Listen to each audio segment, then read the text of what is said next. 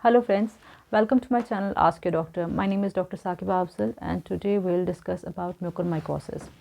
So friends, mucormycosis is a disease which is caused by a group of fungi called as mucorales.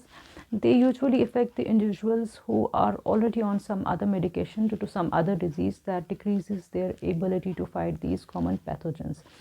Mucormycosis disease is not a new disease. This fungi has been there in the past, but the cases were very less.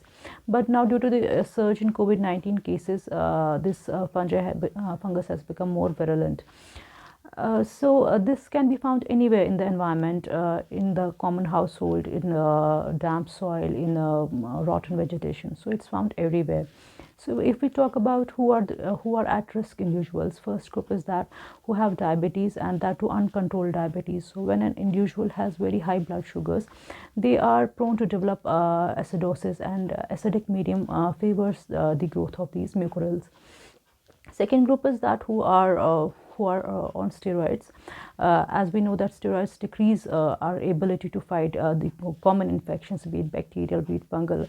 So the individuals who are on steroids due to COVID-19 or due to some other disease are at increased risk. Also, those individuals who are on chemotherapy or post-transplant individuals are also at high risk. Normal individuals who are not diabetic, who do not have any other disease and did not receive steroid in the past, but had COVID-19 infections in the past, are unlikely to develop this mucormycosis. Mucormycosis usually affect sinuses. These sinuses are air spaces in our face, in our skull, and when these get clogged by the spores of these mucorales, they result in mucormycosis. Mucormycosis can affect brain as well. This is called as cerebral mucormycosis. It can affect lungs as well, called as pulmonary mucormycosis. It can affect skin as well, called as cutaneous mucormycosis, and it can affect skin gastrointestinal tract as well. So what are the common signs symptoms of this mucormycosis? So individual can complain of pain in the face, that one side of the face. That pain can result in swelling, redness, and there can be loss of sensation. There can be tingling sensation on one side of the face. Some individuals can also complain of nasal blockage and running nose, and there can be blackish nasal discharge as well.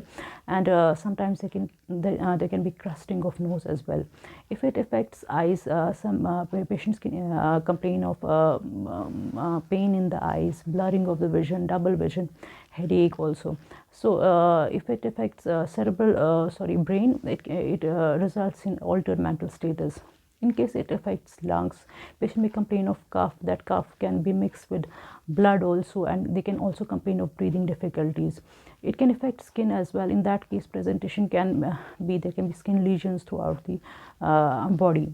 So how can we treat this mucormycosis? It can be treated medically as well as surgically. If we get the cases early, then they can be managed medically with IV antifungals. But unfortunately, we are getting the cases who are late presenters, and at that stage, surgical debridement with removal of the dead tissue is needed, and mortality at this stage is very high. So how can we prevent this mucormycosis? Firstly, those who are on diabetes, who are on steroids, should avoid visiting dusty places, construction sites, and if at all they happen to visit those places, they should wear proper mask. Those who are dealing with dealing with farming, who are doing gardening, or dealing with manures or masses, they should wear proper gloves with long sleeve shirts and trousers, and proper shoes to avoid direct contact with the damp soil. So what are the do's and don'ts? First is that a person who is diabetic should keep a close check on his blood sugars. Even after COVID-19 discharge, blood sugars should be checked regularly.